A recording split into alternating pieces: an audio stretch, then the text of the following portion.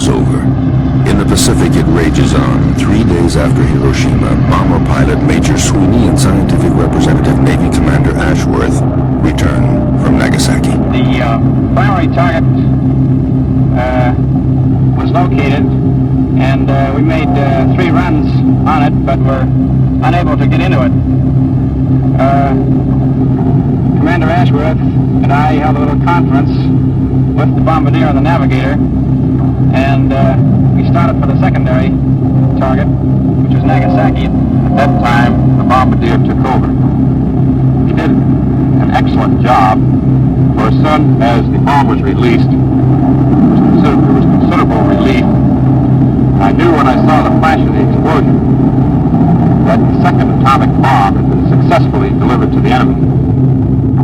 The city of Kokura was their primary target, but a heavy cloud cover forced them to fly on to the secondary target, Nagasaki arms factories.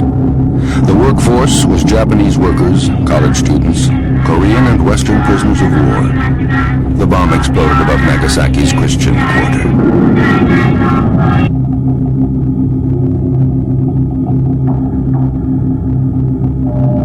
The plutonium bomb, more powerful than the one used at Hiroshima, annihilated everything within an oval area of 3 miles by 2 miles. The prisoner camp of Dutchman Claude Belloni had been devastated by the blast and then swallowed up by the ensuing firestorm. I tried to run from there, but it was impossible to orientate myself. I couldn't, because everything around me had disappeared. The world had completely changed. We had no fence. The big gas tanks which blocked our field to the south were gone. I could look up straight into the hills on my right hand side. I could look straight into the hills on my left hand side, and I saw houses burning on either side of the hills, which, as a crow flies, is probably 12-14 kilometers apart. Not a sound, but a blast. And I fell down. Luckily, I was partly protected by the tatami I was lying upon, the reed mat we were lying upon, and the roof came on top of me, and on top of other prisoners of war who were in adjacent rooms. The bomb explodes at an altitude of 1,600 feet. Following the flash, the mushroom cloud plunges the city into darkness.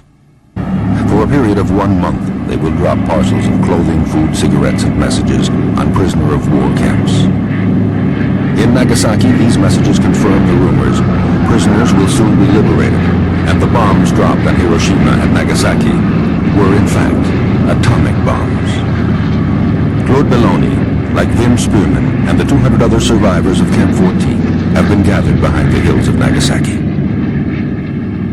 It was only on the 17th of August that we were told to come together and stood on parade, and that Japanese camp commander said, the war has finished. There is peace. 3 days later, volunteers began to clear the rubble and search for corpses. Koreans and Western prisoners of war are put to work.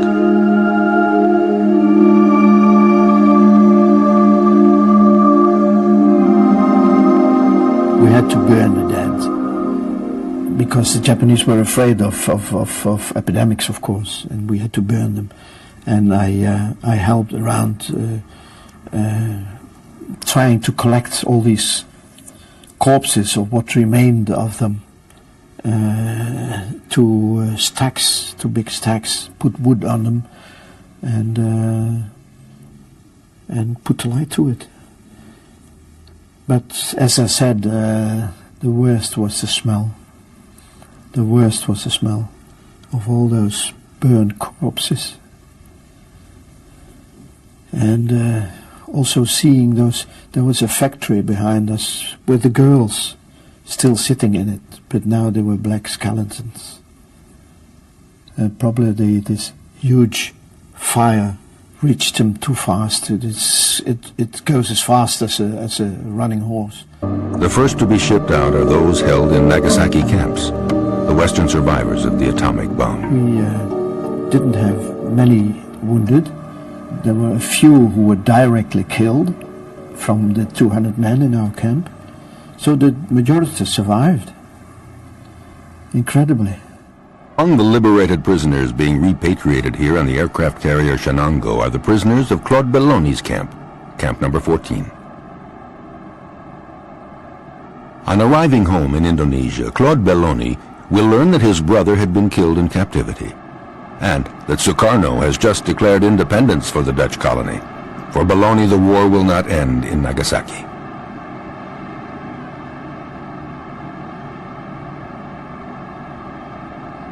You know, it's just an experience that you never forget, because that day that we left Japan on the 15th of September 1945, it was just incredible.